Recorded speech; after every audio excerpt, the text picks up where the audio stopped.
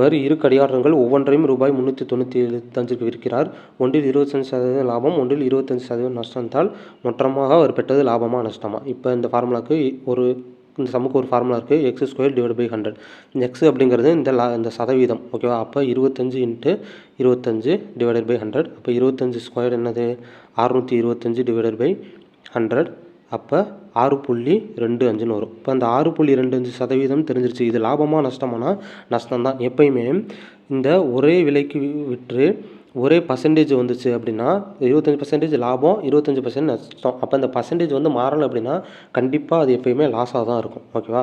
அது மாதிரி இந்த சம்மை இப்படி சால்வ் பண்ணுறதுக்கு, இந்த ஃபார்முலாவை சால்வ் பண்ணுறதுக்கு ஒரு ரூல் இருக்குது.